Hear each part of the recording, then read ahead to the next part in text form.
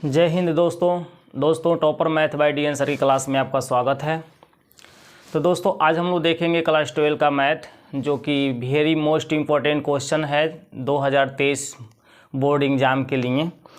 तो आइए हम लोग इसमें के क्वेश्चनों को देखते हैं कि कैसे इनको सॉल्व किए जाएंगे। ठीक है, तो देखिए पहला क्वेश्चन देता है x और y के मान ज्ञात कीजिए ताकि सदिश 2i + 3j और xi + ij समान हो। क्या कहता है, x और y के मान ज्ञात कीजिए, हमें x y का मान ज्ञात करना है ताकि सदिश 2i + 3j और xi + yj क्या हो, समान हो। ठीक है, पहला क्वेश्चन ये है आपका। कौन सा सदिश समान है, तो यहाँ लिख लीजिए चूँकि सदिश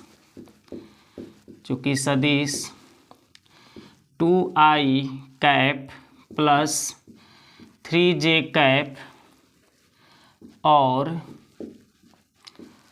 xi कैप + yj कैप समान है।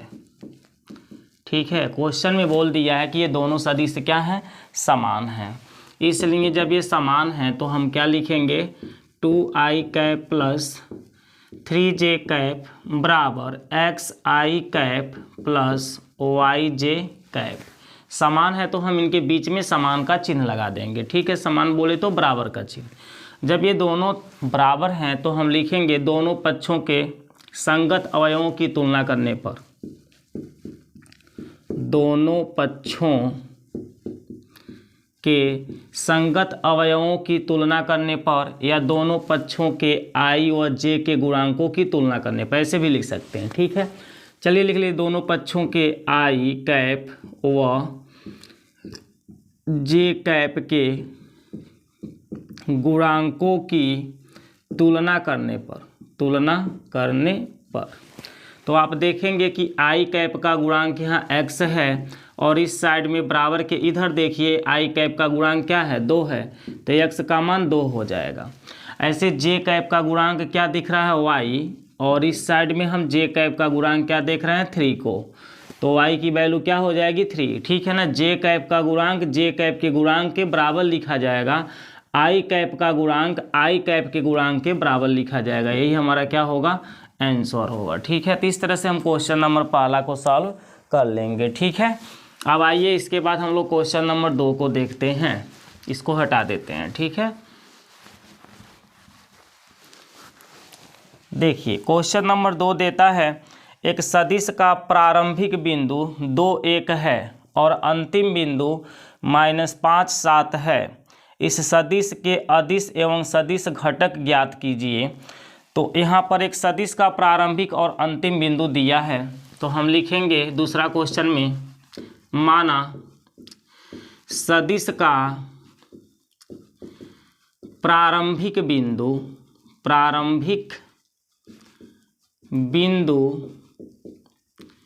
A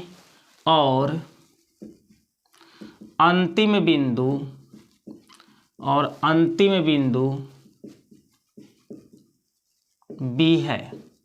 ठीक है, हमने सदिश का प्रारंभिक बिंदु क्या माना, A माना, और अंतिम बिंदु क्या माना, B माना। ठीक है ना, प्रश्नानुसार तो प्रश्नानुसार में जो बिंदु A है वो कितना दिया है, प्रारंभिक बिंदु हमारा 2, 1 दिया है, और जो बिंदु B है वो कितना दिया है, अंतिम बिंदु B है, ये कितना दिया हुआ है, -5, 7 दिया है। तो हम प्रश्नानुसार में लिखेंगे A बराबर इतना और B बराबर क्या दिया है, -5, 7 है। ठीक है, तो हमें कहता है इसके सदिश और अदिश घटक बताइए, तो हम लिखेंगे वेक्टर AB। ठीक है, सदिश AB इसको कहते हैं। तो सदिश AB ज्ञात करने के लिए फार्मूला होता है x2 - x1 i cap + y2 - y1 j cap. अगर जो यहाँ पे 3 बिंदु दिया रहता, देखिए यहाँ 2 ही बिंदु दिया है, यहाँ पर भी 2 ही बिंदु दिया है। अगर 3 बिंदु दिया रहेगा तो आपका फार्मूला चलेगा +z2 - z1 k कैप। ठीक है, वेक्टर ए बी निकालने के लिए फार्मूला चलेगा, लेकिन ये कब चलेगा, जब यहाँ पर 3 बिंदु दिया, यहाँ देखिए 2 ही बिंदु है, एगो 2 एगो 1, ये हमारा x1 है, ये हमारा क्या है x2 है, ये y1 है और ये क्या है y2 है। इस तरह से आपका देता है, ठीक है ना। तो जब 3 बिंदु नहीं दिया है तो हम इस फार्मूला का प्रयोग नहीं करेंगे, खाली 2 ही बिंदुओं तक लिखेंगे। अब देखिए वेक्टर ए बी हमें फाइंड करना है, तो x2 कौन बनेगा, -5, ठीक है। आप लोग को बता दिए x1 ये बगल वाला y1, इसको हम क्या कहेंगे x2, ये बगल वाले को y2 कहेंगे। तो x2 का मान -5 है, x1 का मान क्या है 2 i कैप, प्लस y2 का मान देखिए 7 है, माइनस y1 का मान 1 है j कैप। इनको सॉल्व करेंगे तो -7 i cap plus 6 j cap आएगा। तो हमारा जो सदिश ए बी है वो है ये निकल के आ रहा है -7 i प्लस 6 j। अब इस क्वेश्चन में हमको क्या बताना है, इस सदिश के अदिश एवं सदिश घटक। तो यहाँ लिख दीजिए अदिश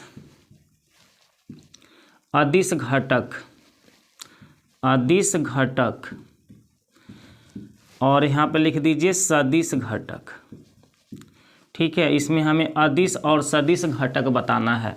तो अदिश घटक कौन होता है, जो i j k का गुणांक होता है। तो यहाँ i और j का गुणांक क्या दिखाई दे रहा है, -7 और क्या दिखाई दे रहा है 6।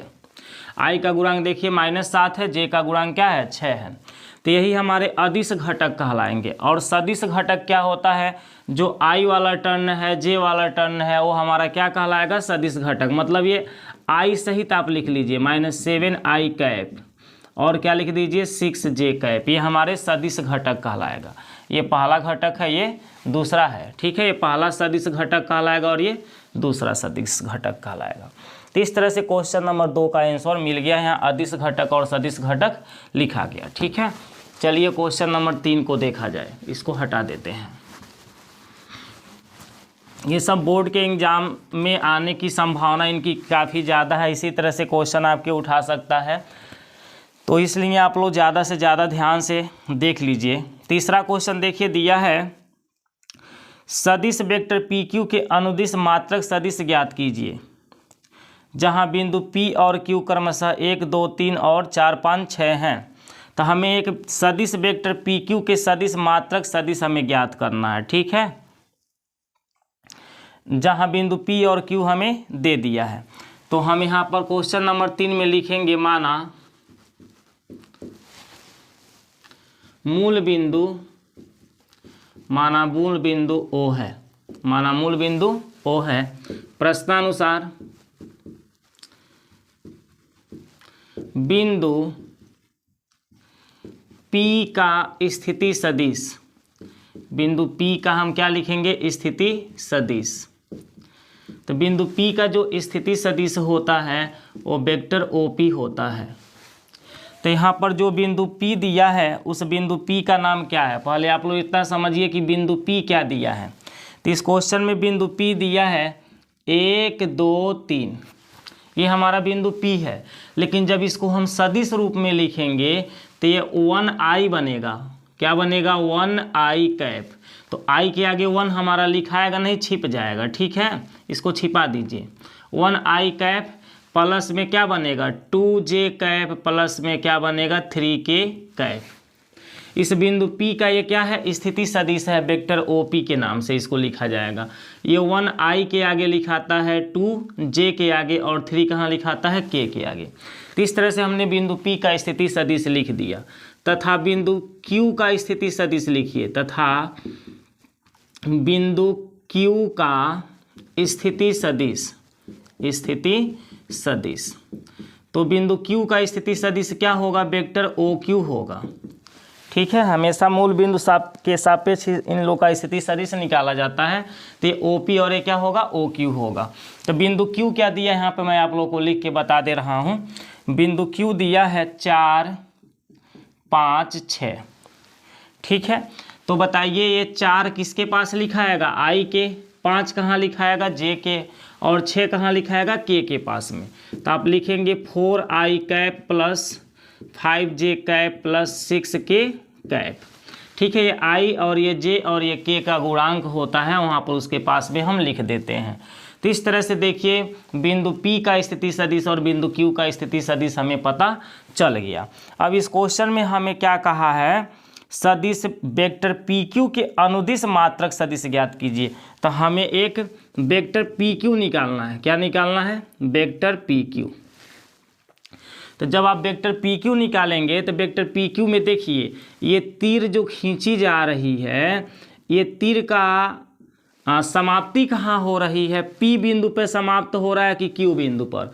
तो आप देखेंगे कि यह तीर P बिंदु से खींचना शुरू किया जा रहा है, मतलब P के ऊपर से ये तीर खींचा रहा है और Q के ऊपर जाके ख़त्म हो रहा है।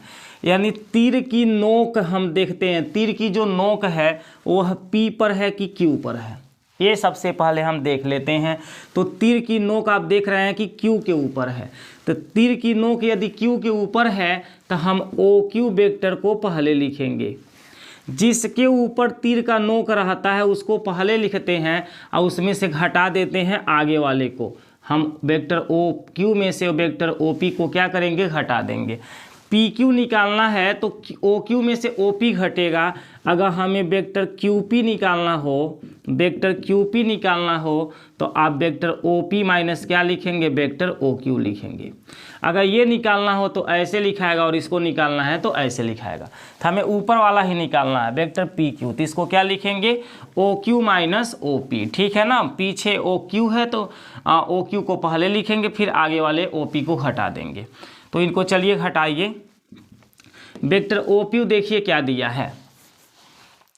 वेक्टर OQ आपका दिया है 4i cap plus 5j cap plus 6k cap minus vector OP देखिए क्या दिया है, i cap plus 2j cap plus 3k cap.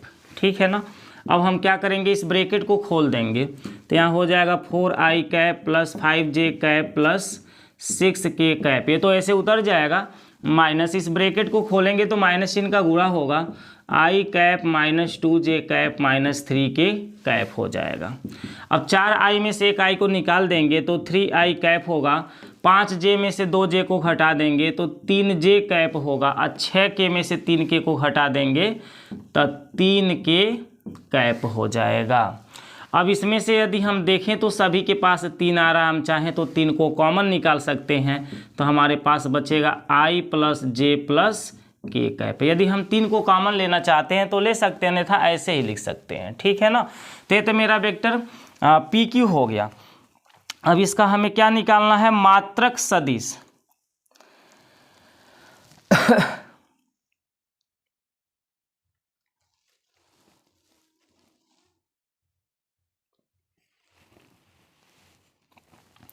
सदिश वेक्टर PQ के अनुदिश मात्रक सदिश ज्ञात कीजिए। ठीक है, मात्रक सदिश इसका निकालना था। मात्रक सदिश क्या होता है? माड में वेक्टर PQ होता है। किसी भी चीज़ का मात्रक सदिश निकालना हो तो उसका माड निकालना पड़ता है, मापांक निकालना पड़ता है। तो जब मापांक निकाला जाता है तो यहाँ पर हो जाता है फार्मूला अंडर रूट आई के गुणांक का स्क्वायर, i कैप के गुणांक का स्क्वायर क्या होता है? i कैप के गुणांक का i कैप के गुणांक का स्क्वायर प्लस j कैप के गुणांक का स्क्वायर प्लस k कैप के गुणांक का स्क्वायर। ठीक है, किसी संख्या का यदि मापांक निकालना हो तो इसका फार्मूला ही होता है अंडर रूट में i कैप के गुणांक का स्क्वायर प्लस j कैप के गुणांक का स्क्वायर प्लस k कैप के गुणांक का स्क्वायर। ठीक है, तो देखिए यहाँ पर इसको मिटा दीजिए। इसी से देखिए i कैप का गुणांक बताइए है क्या? i कैप का गुणांक 3 है तो हम 3 का स्क्वायर लिखेंगे। j कैप का गुणांक भी 3 है तो हम 3 का स्क्वायर लिखेंगे, और k कैप का गुणांक भी 3 है तो हम 3 का स्क्वायर लिखेंगे। 3 का स्क्वायर कितना होगा? हर एक जगह देखिए 3 का स्क्वायर करना है। 3 का स्क्वायर 9, यहाँ भी 3 का स्क्वायर 9 और आगे भी 3 का स्क्वायर 9, इनको जोड़ेंगे तो 27 आएगा। कितना आएगा? 27। और 27 का वर्गमूल बताइए कितना होता है? 3 का आड़ी में 3 होता है। तो इसका एकांक मात्रक सदिश 3 कॉर्डी में 3 हो जाएगा। ठीक है, चलिए इसको हटा देते हैं। अब इसके आगे हम लोग चलते हैं क्वेश्चन नंबर 4 के तरफ।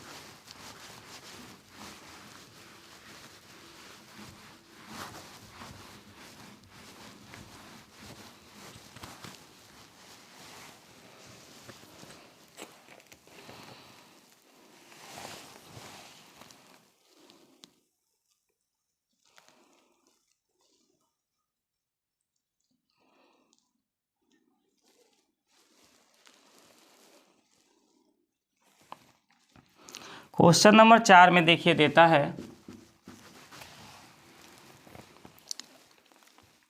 एक बार आप लोग क्वेश्चन नंबर जो 3 बताए हैं इसमें थोड़ा सा एक बार देख लीजिएगा। अनुदिश मात्रक सदिश के लिए फार्मूला थोड़ा सा दिमाग से उतर रहा है। वेक्टर पी क्यू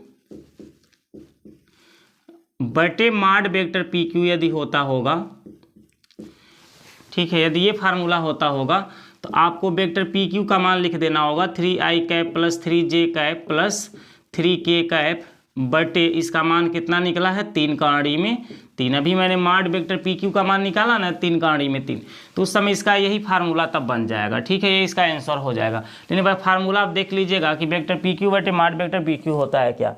ठीक है, बुक मेरे पास नहीं है, प्रेजेंट टाइम में हम देख लेते हैं, दिमाग से उतर रहा है। चलिए क्वेश्चन नंबर 4 को देख लीजिए।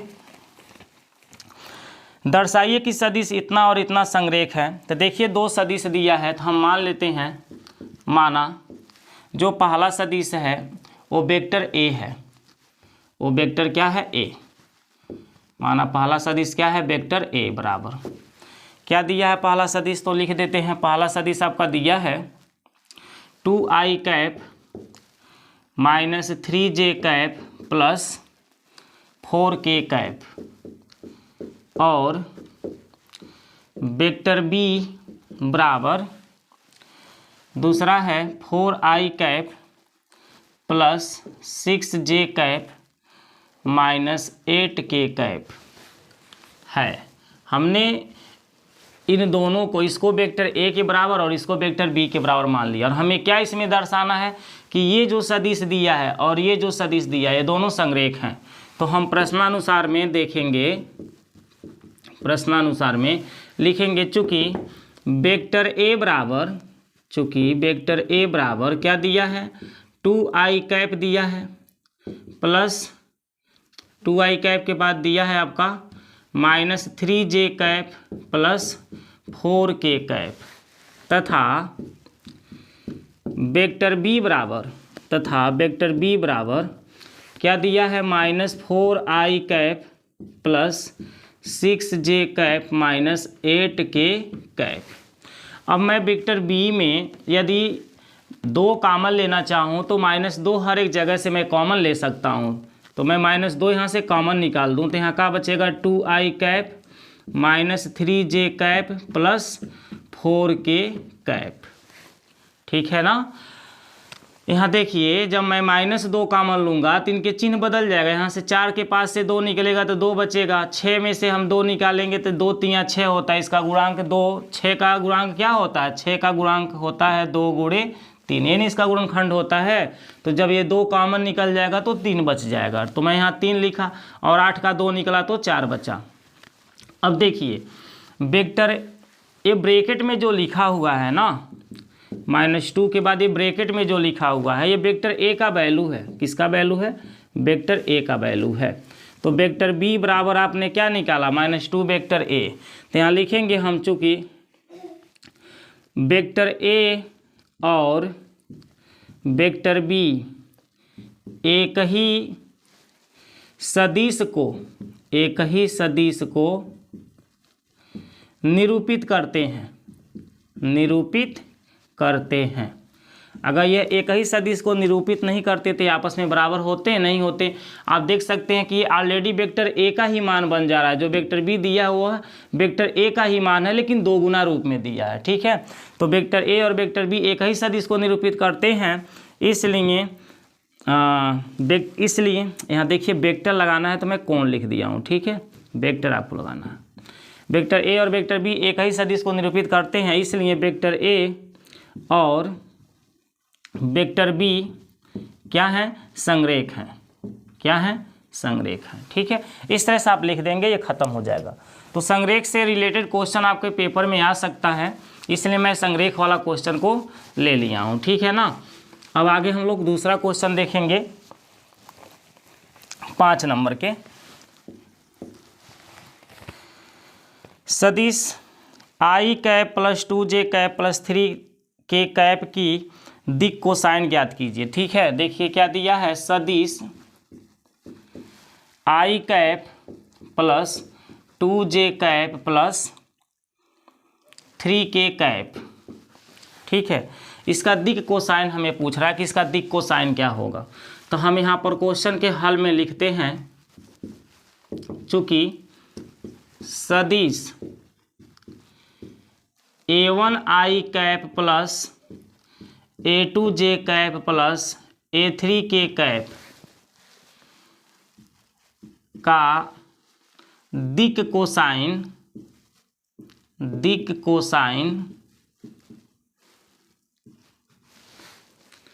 चूंकि सदिश इतना का दिक् कोसाइन कास थीटा हो तो कास थीटा बराबर क्या फार्मूला होता है, कास थीटा बराबर फार्मूला होता है a1 बटे under root a1 square plus a2 square plus a3 square. ठीक है, और a2 बटे क्या होता है, यही फार्मूला होता है under root a1 square plus a2 square plus a3 square, और a3 बटे क्या होता है, यही फार्मूला होता है a1 square plus a2 square plus a3 square. ठीक है, तो अगर कोई सदिश इस रूप में दिया हो और इसका दिक् कोसाइन कास थीटा हो तो कास थीटा बराबर फार्मूला हो जाता है। इसलिए हमारे पास क्या दिया है, i cap plus 2j cap plus 3k cap का हम क्या निकालेंगे, दिक् कोसाइन। क्या निकालेंगे, दिक् कोसाइन। ठीक है ना। तो इसका जब दिक् कोसाइन निकालेंगे तो इसी फार्मूला में आपको रख देना होगा। ठीक है, तो बताइए क्या है, a1 है ना, तो a1 के जगह पर हमको क्या लिखना चाहिए, एक बार यहाँ मैच कराइए। आई कैप का जो गुणांक है वो a1 होता है, तो यहाँ आई कैप का गुणांक 1 दिया है, तो मैं 1 बटे अंडर रूट के अंदर क्या लिखूंगा, a1 का स्क्वायर यानी 1 का स्क्वायर है ना, a1 का स्क्वायर, फिर a2 स्क्वायर। तो आप यहाँ से मैच करा लीजिए, आई कैप का गुणांक a1 है, जे कैप का गुणांक a2 है, तो यहाँ जे कैप का गुणांक क्या दिया है 2, और के कैप का गुणांक a3 है, तो यहाँ के कैप का गुणांक क्या दिया है 3। तो यानी a1 का गुणांक 1 होगा, a2 का 2 होगा, a3 का 3 होगा। तो यहाँ 1 का स्क्वायर प्लस 2 का स्क्वायर प्लस 3 का स्क्वायर। फिर यहाँ 2, क्यों 2, क्योंकि a2 हमें चाहिए ना, तो a2 का मान 2 है। अब बटे के नीचे क्या लिखा आएगा, 1 square plus 2 square plus 3 square. फिर a3 चाहिए, तो a3 का मान 3 है। अब बटे में क्या लिखेंगे, 1 का स्क्वायर प्लस 2 का स्क्वायर प्लस 3 का स्क्वायर। अब देखिए 1 बटे अंडर रूट के अंदर 1 का स्क्वायर 1 होता है, 2 का स्क्वायर 4 होता है, 3 का स्क्वायर क्या होता है 9। तो यहाँ 1 प्लस 4 प्लस 9। इसी तरह से यहाँ 2 बटे बताइए क्या लिखा आएगा, यही सेम 1 प्लस 4 प्लस 9। यहाँ 3 के बटे भी क्या लिखेंगे, वही चीज़ लिखेंगे 1 प्लस 4 प्लस 9। ठीक है ना। अब इनको हम जोड़ लेंगे, तो 1 बटे 9 1 10 4 कितना हो जाएगा, 14 हो जाएगा। यहाँ 2 बटे कितना हो जाएगा 14, और यहाँ 3 बटे कितना हो जाएगा 14। तो यही हमारा क्या हो जाएगा, इस क्वेश्चन का दिक् कोसाइन हो जाएगा। ठीक है ना। चलिए अब इसके आगे हम लोग क्वेश्चन नंबर 6 को देखते हैं। तो अगर दिक् कोसाइन आपसे बोलेगा निकालने के लिए, तो इस तरह से आप दिक् कोसाइन को निकालिएगा।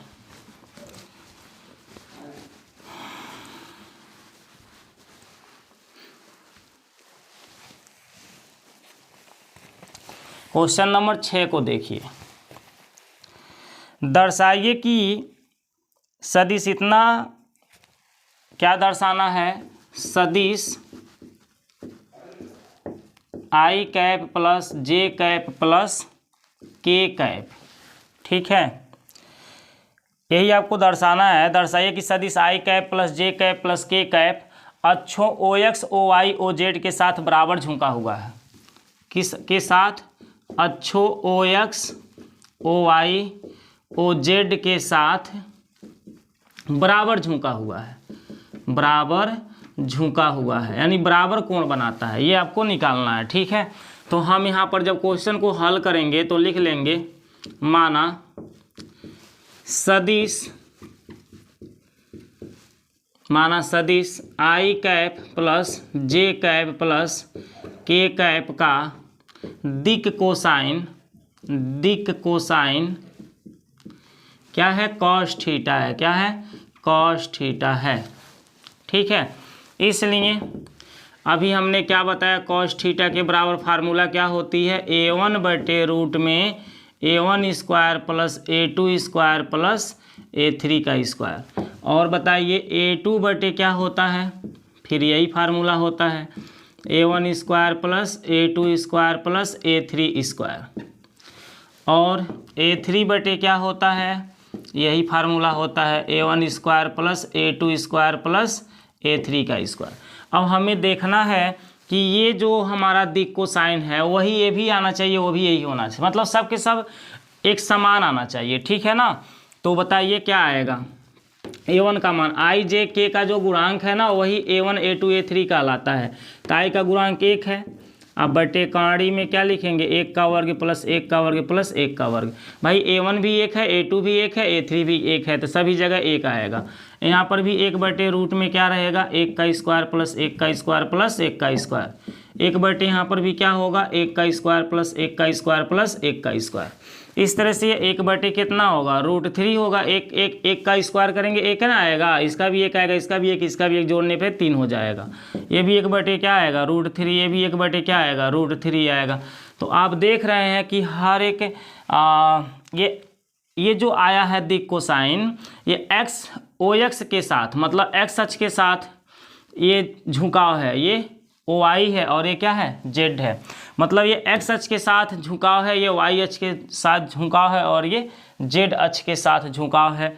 ओ क्यों बोलते हैं? क्योंकि मूल बिंदु को उसके साथ में मिला के बोलते हैं। ठीक है ना, इसमें 3 होता है, एक हमारा OX, ये O होता है, ये x, ये y और ये क्या होता है? z। तो इसको हम OX के नाम से जानते हैं, इसको OY के नाम से, इसको OZ के नाम से। तो ये जो सदिश है ना, तीनों अक्षों के साथ समान झुकाव है इसका, क्योंकि सभी के दिक कोसाइन सेम आ रहा है। 1 बटे √3, 1 बटे √3, 1 बटे √3। तो यहाँ तक आप लगा करके लिख देंगे, क्या लिख देंगे? अतः सदिश आई cap plus j cap plus k cap अक्षों OX OY OZ के साथ बराबर झुका हुआ है। क्या झुका हुआ है? बराबर झुका हुआ है। ठीक है, यही आप लिख देंगे, आपका सवाल सिद्ध हो जाएगा। ठीक है, सब के सब जो फार्मूला मैं लिख रहा हूँ सब काश थीटा बराबर होते हैं। काश थीटा बराबर ये भी होता है, काश थीटा बराबर ये भी होता है, काश थीटा बराबर ये भी होता है, तीनों के तीनों काश थीटा के बराबर ही होते हैं। ठीक है,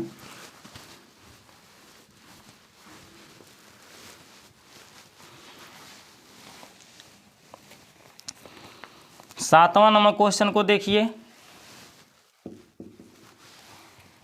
बिंदुओं P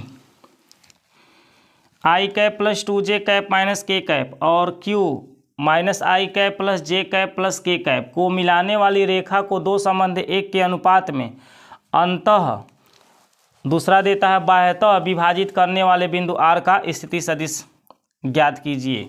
तो इस क्वेश्चन में आप लिख लीजिए, माना मूल बिंदु O है, माना मूल बिंदु O है। ठीक है, प्रश्नानुसार जो बिंदु P दिया उसका स्थिति सदिश क्या होगा? वेक्टर OP होगा। और वेक्टर OP कितना है? I cap plus 2j cap minus k cap. ठीक है, ये बिंदु P का स्थिति सदिश दिया होगा, बिंदु P का स्थिति सदिश हो जाएगा। और बिंदु Q का स्थिति सदिश क्या होगा? वेक्टर OQ होगा। ये आपका दिया है minus i cap plus j cap plus k cap. ठीक है, अब इन दोनों बिंदुओं को मिलाने वाली रेखा, मान लीजिए यहाँ एक बिंदु P है और यहाँ एक बिंदु क्या है Q, तो इन दोनों बिंदुओं को मिलाने वाली रेखा को एक कोई दूसरी रेखा है जिसका नाम क्या है R रेखा है, तो यह इसको 2:1 के अनुपात में यहाँ काट देती है। किसके अनुपात में? 2:1 के अनुपात में इस पॉइंट पे काट देती है। इधर 2 भाग होता है, इधर 1। तो इस बिंदु जो R है ना, इस रेखा का हमें स्थिति सदिश बताना है। तो आपसे पहला क्वेश्चन में बोलता है, चूँकि क्या कहता है, मिलाने वाली रेखा 2:1 के अनुपात में अंतः बाह्यतः विभाजित करने वाले बिंदु R का स्थिति सदिश ज्ञात कीजिए। तो यहाँ पर एक बिंदु R है जो कि इसको 2:1 के अनुपात में क्या करता है, विभाजित करता है। ठीक है, तो हम लिखेंगे चूँकि पहला में बिंदु R अंतः विभाजित करता है, अंतः विभाजित करता है। चूँकि बिंदु R 2:1 के अनुपात में, ऐसे लिखिए, चूँकि बिंदु R 2:1 के अनुपात में अंतः विभाजित करता है, अंतः क्या करता है, विभाजित करता है। ठीक है, इसलिए बिंदु R का स्थिति सदिश क्या होगा, इसलिए बिंदु R का स्थिति सदिश, तो बिंदु R का जो स्थिति सदिश होगा वो वेक्टर OR होगा, और वेक्टर OR बराबर फार्मूला होगा M गुणे वेक्टर OQ, M गुणे क्या होगा, वेक्टर OQ प्लस N गुणे वेक्टर OP बटे M प्लस N।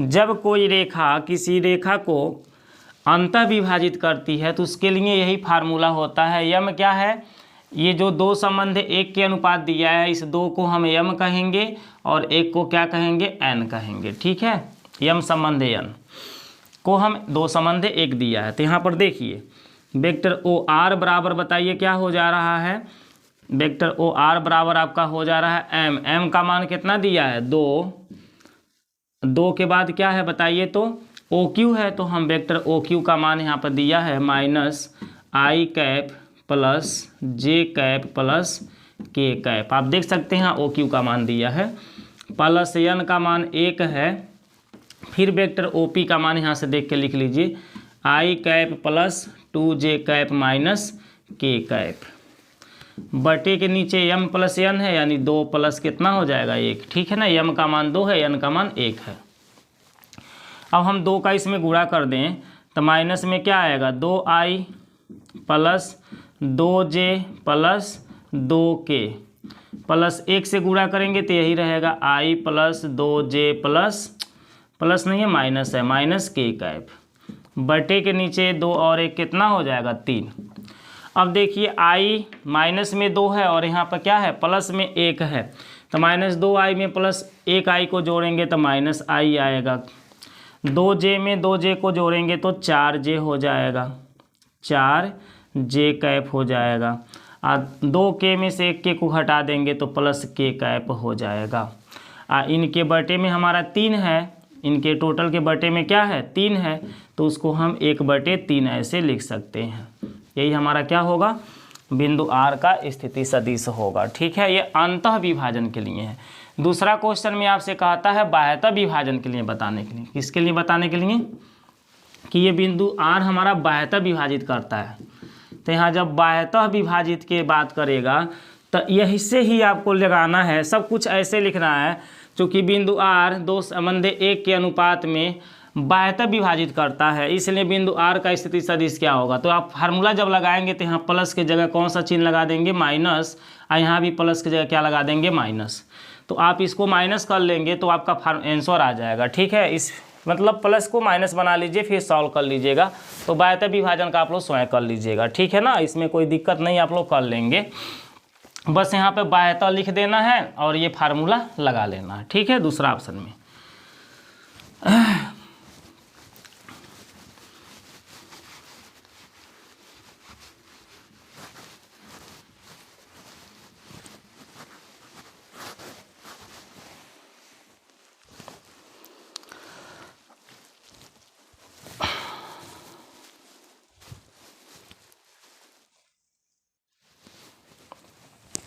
तो देखिए इसके बाद हम लोग क्वेश्चन नंबर 8 को देखेंगे। ठीक है, क्वेश्चन नंबर 8 में आपका देता है, दर्शाइए कि बिंदु ए बी सी जिसके स्थिति सदिश क्रमशः वेक्टर ए, वेक्टर बी और वेक्टर सी हैं, एक समकोण त्रिभुज के शीर्ष हैं। तो हमें दिखाना है कि यहाँ पर 3 बिंदु हैं, एक ए है, एक बी है और एक सी है। ठीक है, इस मान लीजिए इस बिंदु का नाम ए है, इसका नाम बी है और इसका नाम सी है। हम मान लेते हैं, सपोर्टेड कल्पना कर रहे हैं, इसमें से किसी को ए बी सी आप कर सकते हैं। कन्फर्म नहीं कि यहीं ए रहेगा, ए यहाँ भी हो सकता है, ठीक है, बी यहाँ भी हो सकता है, सी यहाँ भी हो सकता है, लेकिन मैं समझाने के लिए वैसे ए बी सी मान रहा हूँ। तो इस बिंदु ए का जो स्थिति सदिश है ना, वो वेक्टर ए के द्वारा दिखाया गया है। तो वेक्टर ए का मान कितना दिया है? वेक्टर ए का मान दिया है 3i cap minus 4j cap minus 4k cap. ठीक है ना। जो बिंदु बी है ये, इसका स्थिति सदिश को वेक्टर बी से दिखाया गया है। तो वेक्टर बी के लिए आपका है 2i cap minus j cap plus k cap.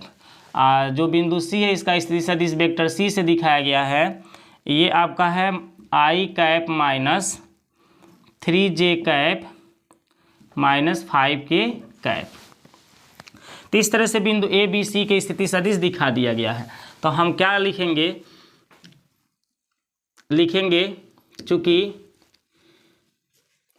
चूँकि बिंदु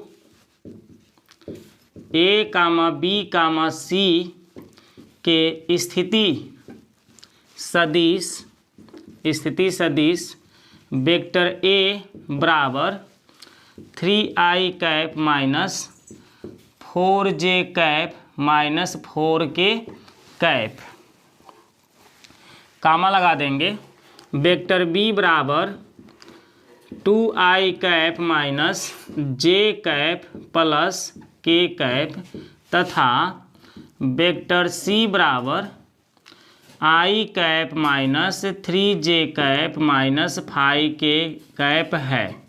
ठीक है, तो ये बिंदु ए बी सी के क्या है? स्थिति सदिश है, इसलिए हम वेक्टर ए बी निकालेंगे। क्या निकालेंगे? Vector A B. तो जब वेक्टर ए बी निकालेंगे आप, तो बताइए बी पीछे है, ए क्या है? आगे है। तो आप लिखेंगे vector O B minus vector O ए।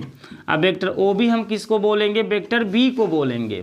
तो वेक्टर बी कितना दिया है? 2i माइनस जे प्लस के। ठीक है, तो ये तो आपका क्या हो गया? वेक्टर ओ बी हो गया। माइनस वेक्टर ओ ए हमें लिखना है। तो वेक्टर ओ ए कौन है? ये वेक्टर ए को हम वेक्टर ओ ए कहेंगे। क्या दिया है? 3i cap minus 4j cap minus 4k cap दिया है। ठीक है, अब इसको सॉल्व करिए।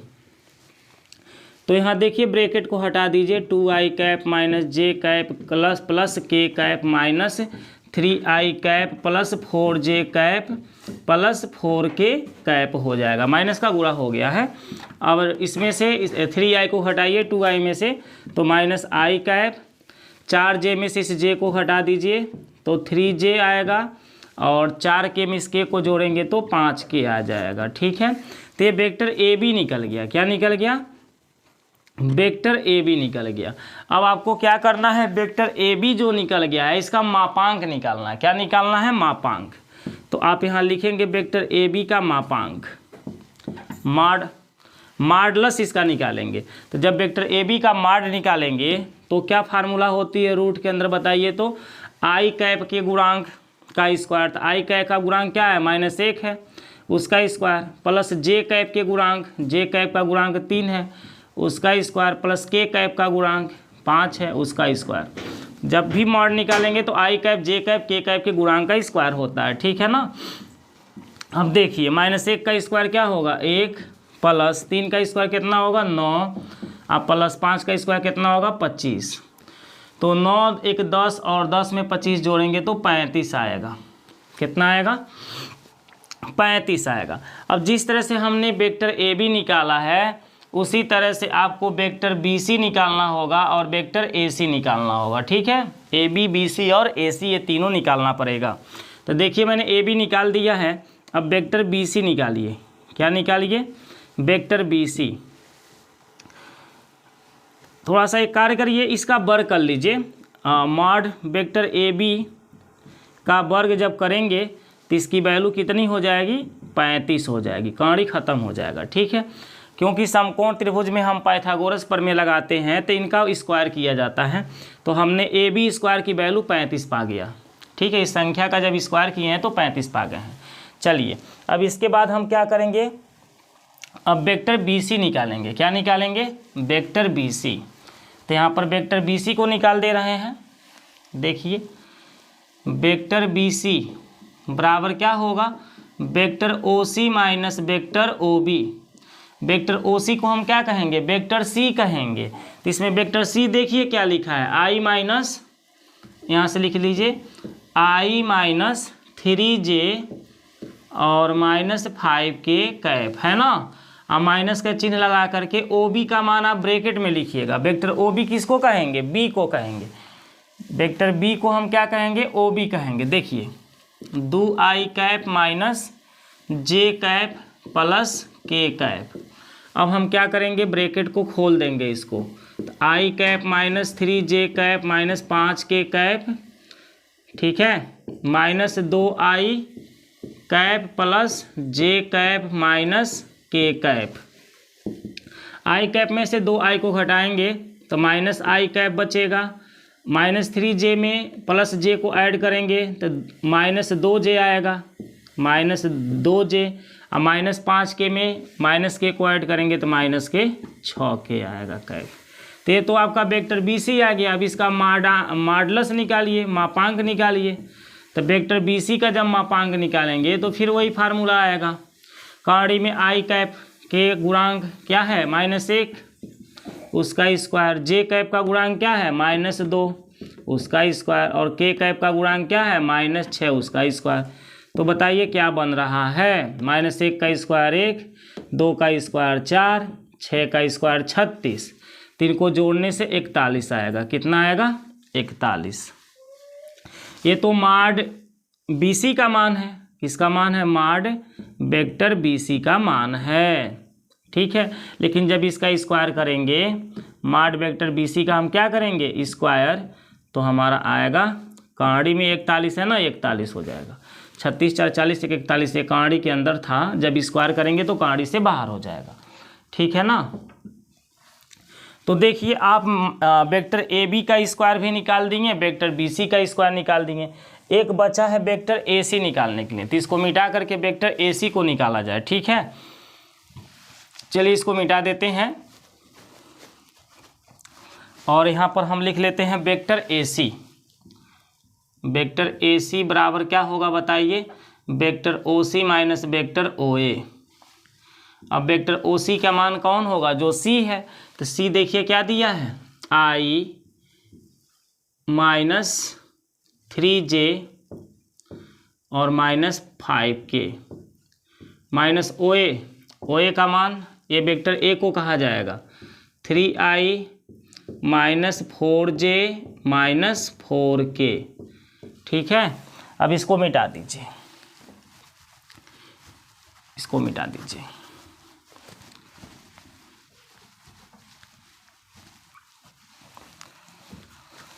चलिए देखिए, i cap minus 3j cap minus 5k cap minus 3i cap plus 4j cap plus 4k cap. अब हम i में से 3i को घटाएंगे तो 2i कैप आएगा। 3j में 4j को, -3j में 4j को ऐड करेंगे तो j कैप आएगा। अब -5k में 4k को ऐड करेंगे तो -k कैप आएगा। तो ये तो आपका वेक्टर ए सी निकला है। लेकिन हम मॉड में वेक्टर ए सी निकालेंगे तो फिर वही नियम आएगा, आई कैप के गुणांक का स्क्वायर। आई कैप का गुणांक -2 है, जे कैप का 1 है और के कैप का -1 है। उन सभी गुणांकों का स्क्वायर कर लेंगे तो बताइए, -2 का स्क्वायर 4, 1 का स्क्वायर 1, -1 का स्क्वायर 1, इनको जोड़ेंगे तो कितना आएगा, कहानी में 6। अब हम इसका स्क्वायर कर दें तो मॉड वेक्टर ए सी का जब स्क्वायर होगा तो कहानी ख़त्म हो जाएगा, खाली 6 आएगा। ठीक है, तो आप क्या देख रहे हैं कि ए बी स्क्वायर और ए सी स्क्वायर 35 और 6 निकला है। अब बी सी स्क्वायर कितना निकला है, 41। तो आप लिखेंगे चूंकि मॉड वेक्टर ए बी का square plus mod vector A C का स्क्वायर बराबर में क्या है, बराबर में आपका है मॉड वेक्टर बी सी का स्क्वायर, है कि नहीं है, क्योंकि इसका मान कितना है 35 है, अब प्लस इसका मान कितना है 6 है, और बराबर में उसका मान कितना है 41 है, तो 35 6 कितना होता है 41, बराबर में क्या है 41, दोनों सेम आ रहा है। तो हम क्या देख रहे हैं कि ये पाइथागोरस प्रमेय लागू कर रहा है ना। तो यहाँ लिखेंगे, यहाँ पर लिख लीजिए, चूंकि त्रिभुज ए बी सी समकोण होने के लिए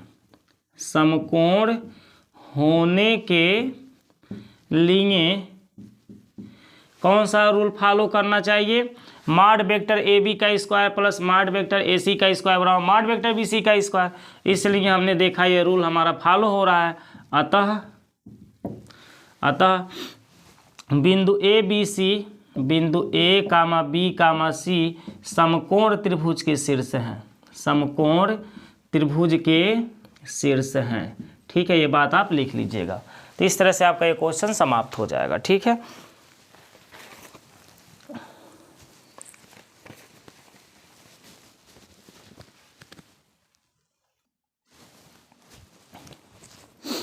तो क्वेश्चन नंबर 9 को देखिए। क्वेश्चन नंबर 9 में क्या देता है, क्वेश्चन नंबर 9 में देता है सदिश आई cap plus 3j cap plus 7k cap का सदिश 7i cap minus j cap plus 8k cap पर प्रक्षेप ज्ञात कीजिए। तो हम मान लेते हैं, माना वेक्टर a बराबर आपका पहला सदिश है, वेक्टर a बराबर क्या है, पहला सदिश जो दिया है i cap plus 3j cap और प्लस 7k कैप, तथा जो दूसरा सदिश है उसको वेक्टर b बराबर मान लेते हैं। वेक्टर b बराबर क्या दिया है, 7i cap minus j cap plus 8k cap. ठीक है, तो यहाँ पर देखिए वेक्टर a का वेक्टर b पर प्रक्षेप क्या निकालना है, प्रक्षेप निकालना, वेक्टर a का वेक्टर b पर प्रक्षेप।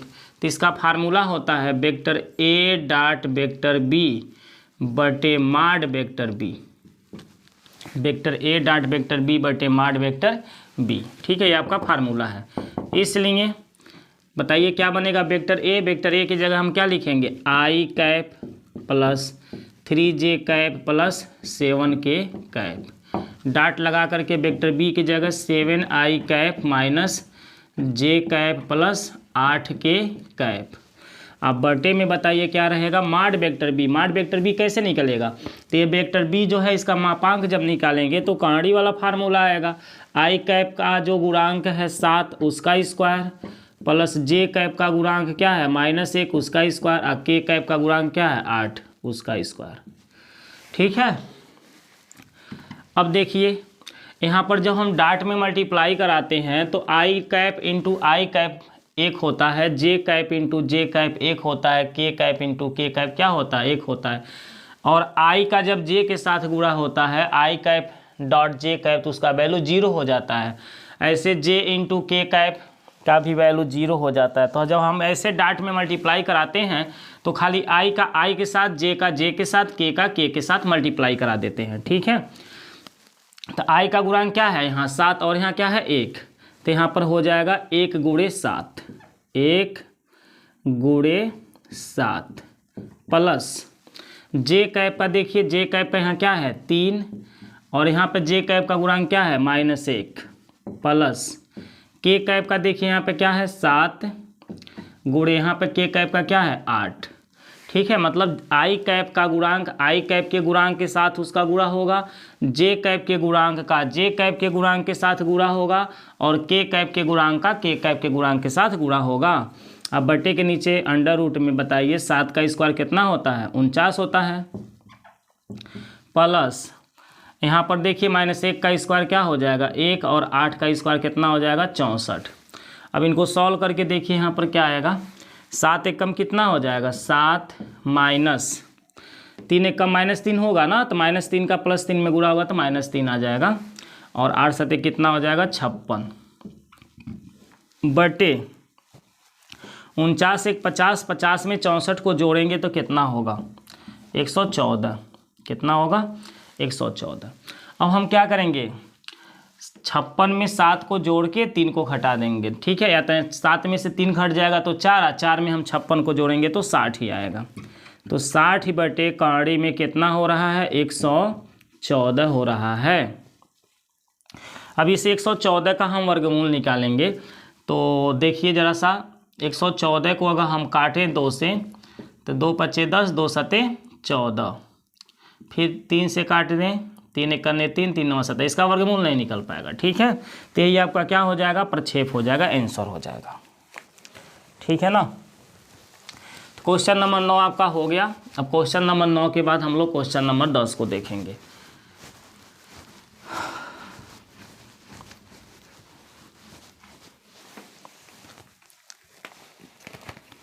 चलिए क्वेश्चन नंबर 10 को देखिए।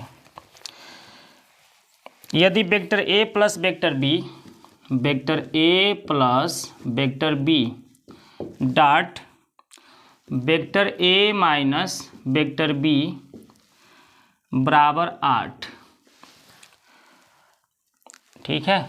इक्वेशन नंबर फर्स्ट ये दिया है। तथा और देखिए क्या दिया है, मॉड वेक्टर a बराबर 8 mod vector b, mod vector a बराबर 8 मॉड वेक्टर b। ये इक्वेशन नंबर क्या है 2। तो आपसे कहता है वेक्टर a और वेक्टर b का मॉड ज्ञात कीजिए, ठीक है।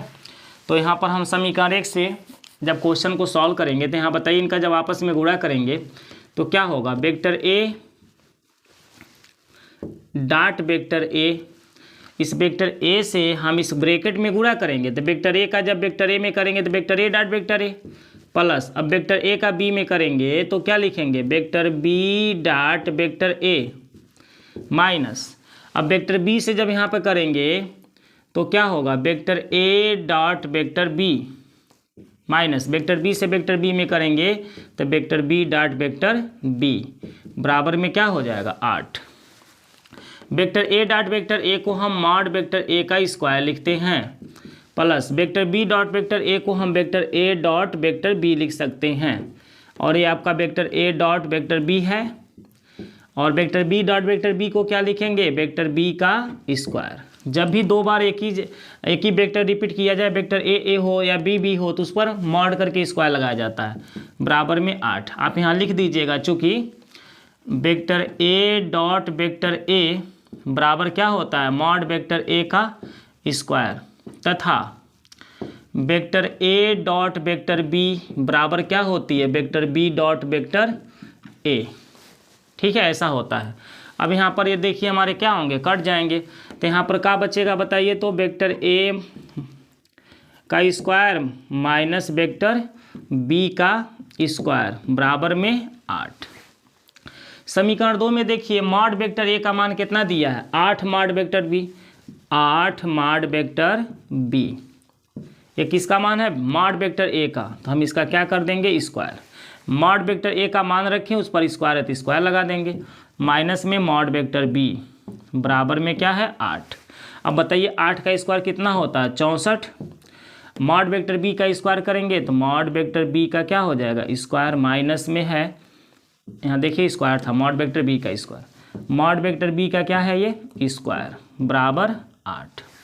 अब ये देखिए मॉड वेक्टर b का स्क्वायर मॉड वेक्टर b का स्क्वायर दोनों है, लेकिन ये 64 है और ये 1 है, तो 64 में से 1 घटेगा तो 63 बचेगा मॉड वेक्टर b का स्क्वायर बराबर में 8। अब हम क्या करेंगे 63 को यहाँ से हटाएंगे तो 8 के बटे चला जाएगा, तो मॉड वेक्टर b का स्क्वायर बराबर हो जाएगा 8 बटे 63।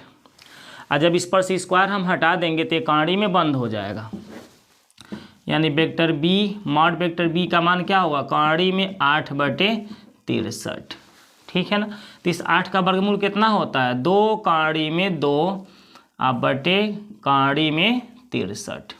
तो ये मॉड वेक्टर बी का मान निकल गया। किसका मान निकल गया, मॉड वेक्टर बी का। अब इसके बाद हमको मॉड वेक्टर ए का मान निकालना है। तो समीकरण 2 से देखिए, समीकरण 2 से क्या दिया है, मॉड वेक्टर ए बराबर 8 मॉड वेक्टर बी। तो हम लिखेंगे 8 गुणे मॉड वेक्टर बी का मान कितना निकला है, 2 कौड़ी में 2 बटे कौड़ी में 63। 8 का 2 में गुणा हो जाएगा, 16 कौड़ी में 2 बटे कौड़ी में 63। ये आपका मॉड वेक्टर ए का मान है और ये आपका मॉड वेक्टर बी का मान है। ठीक है ना। तो इस तरह से आपके क्वेश्चन नंबर 10 कंप्लीट हो गया।